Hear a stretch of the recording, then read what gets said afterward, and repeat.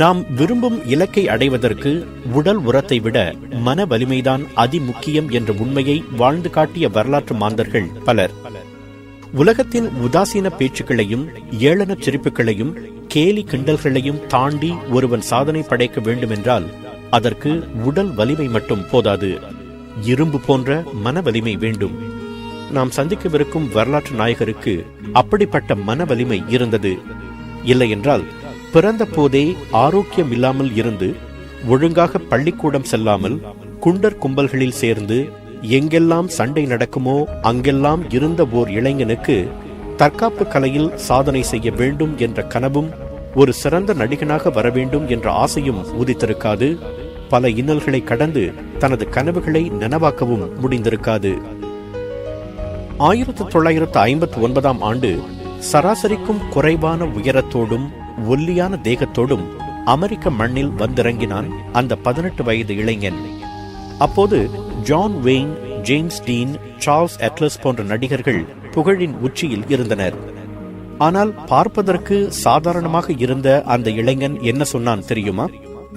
அந்த ஆக்ஷன் கதாநாயகர்களுக்கெல்லாம் நான் தான் மாற்று என்று துணிந்து சொன்னான். அப்போது அமெரிக்கர்கள் மட்டுமல்ல, அந்த இளைஞனின் சமூகம் கூட அவனை ஏளனமாக பார்த்தது.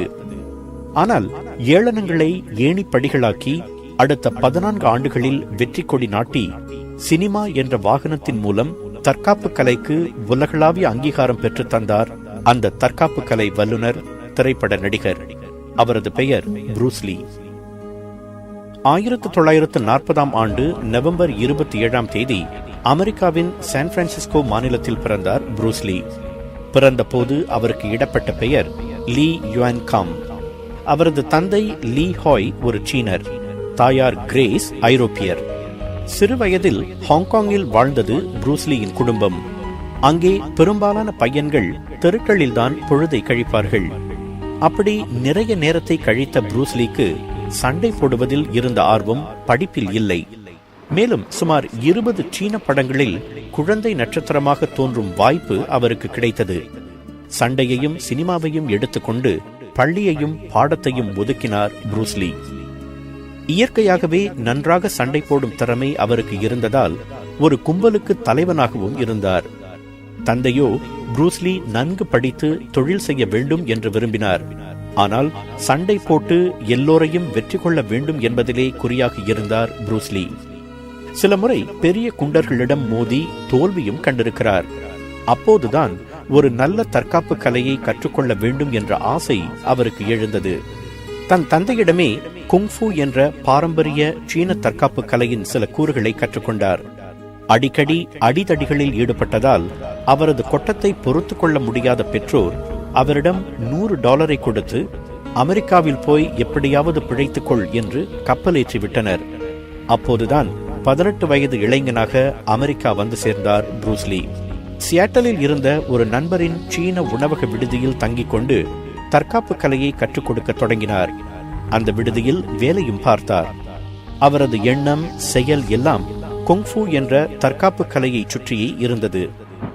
மேற்கத்திய மல்யுத்தம், ஜூடோ, கராத்தே, குத்துச்சண்டை ஆகியவற்றையும் கற்றுக்கொண்டு சில புதிய பாணி அசைவுகளையும் சேர்த்து அவர் சொந்தமாக ஒரு தற்காப்பு கலையை உருவாக்கினார். அதற்கு ஜீட் குண்டோ என்று பெயரிட்டார். அவரிடம் தற்காப்பு கலையை கற்றுக்கொள்ள வந்த லிண்டா என்ற பெண்ணை மணந்து கொண்டார் புரூஸ் லீ.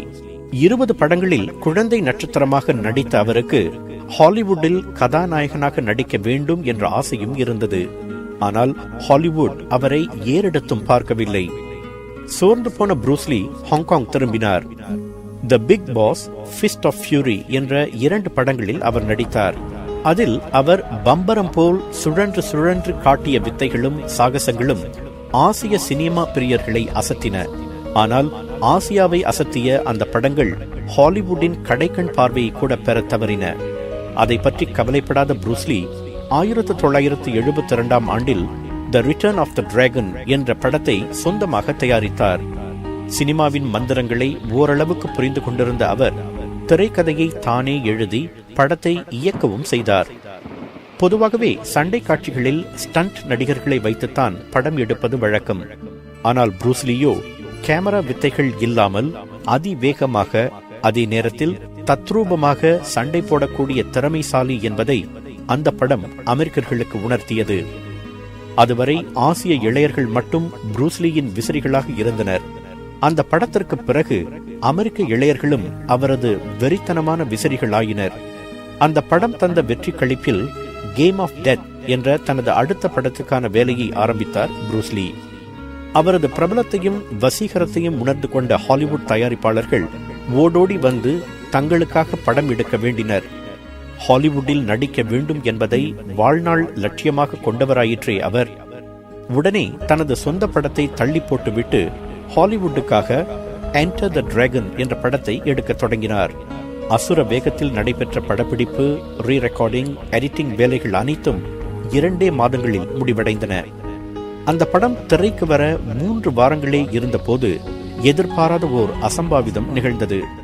1973 ஆண்டு ஜூலை 20 தன் மனைவி லிண்டாவிடம் விடை பெற்றுக் கொண்டு முடிக்கப்படாமல் இருந்த கேம் ஆஃப் டெத் என்ற திரைப்படத்தை பற்றி விவாதிக்க வெளியில் சென்றார் புரூஸ்லி. அன்று இரவே மர்மமான முறையில் அவர் இறந்து போனார். அப்போது அவருக்கு வயது 33 தான். அவர் இறந்தது பெட்டி டிங் பேய் என்ற ஓர் நடிகையின் வீட்டில். அதனால் அவரது மரணம் குறித்து பல வதந்திகள் எழுந்தன. பல ஆண்டுகளாக தலையில் விழுந்த அடியால் மூளை வீங்கி அவர் இறந்து போனார் என்று மருத்துவர்கள் கூறினர். உண்மையை கண்டுபிடிக்க ஹாங்காங் அரசாங்கம் ஒரு விசாரணை குழுவை நியமித்தது. ஆனால் இன்று வரை புரூஸ்லி இறந்ததற்கான உண்மையான காரணம் தெரியவில்லை. அவரது மரணத்துக்கு பிறகு வெளிவந்த என்டர் த டிராகன் படம் சக்கை போட்டு $200 மில்லியன் வசூலை அள்ளி குவித்தது. உலகெங்கும் பல இளையர்கள் கராத்தே பைத்தியமானார்கள். மூலை முடுக்குகளிலெல்லாம் கராத்தே பள்ளிகள் முளைத்தன. இவ்வாறு உலக இளையர்களின் கவனத்தை தனி ஒரு மனிதனாக தற்காப்பு கலை பக்கம் திருப்பிய பெருமை புரூஸ்லியையே சாரும். வரலாற்றின் எந்த காலகட்டத்தையும் விட 70களில்தான் மிக அதிகமான இளையர்கள் தற்காப்பு கலை பள்ளிகளில் சேர்ந்து பயின்றனர் என்ற உண்மையே அதற்கு சான்று. தன் கனவை நனவாக்க அயராது பாடுபட்டவர் புரூஸ்லி. உடல்தான் தனது மூலதனம் என்று நம்பிய அவர் அதை ஒரு கோவிலாகவே வழிபட்டார். தினசரி ஓடுவது, எடை தூக்குவது என்று தனது உடலை வலுப்படுத்திக் கொண்டதோடு வைட்டமின்கள், ஜின்செங், ராயல் ஜெல்லி போன்றவற்றையும் உட்கொண்டு உடலை திடமாக வைத்துக் கொண்டார். சுவர் இருந்தால்தான் சித்திரம் என்ற சொற்றொடரை அவர் நன்கு புரிந்து கொண்டிருக்க வேண்டும். அகால மரணம் அவர் ஆயுளை குறைக்காமல் இருந்திருந்தால் சினிமாவிலும் தற்காப்பு கலையிலும் இன்னும் மிகப்பெரிய வெற்றிகளை குவித்திருப்பார் புரூஸ்லி. 33 ஆண்டுகளே வாழ்ந்தாலும் அர்த்தமுள்ள வாழ்க்கை வாழ்ந்திருக்கிறார் அவர். குண்டர் கும்பலில் இருந்தாலும், ஒழுங்காக படிக்காவிட்டாலும், தான் தேர்ந்தெடுத்த துறையில் அவர் செலுத்திய முழு கவனமும், காட்டிய ஆர்வமும், கொட்டிய உழைப்பும், சிந்திய வியர்வையும் தான் அவருக்கு அத்தனை சிறிய வயதிலேயே அந்த வானத்தை வசப்படுத்தின. நாம் எந்த துறையை தேர்ந்தெடுக்கிறோம் என்பது முக்கியமல்ல. தேர்ந்தெடுத்த பிறகு அந்த துறைக்கு முழு கவனம், ஆர்வம், உழைப்பு, வியர்வை ஆகியவற்றை தருகிறோமா என்பதுதான் முக்கியம். அவ்வாறு தந்தால் எந்த வானம் வசப்படாமல் போகும்?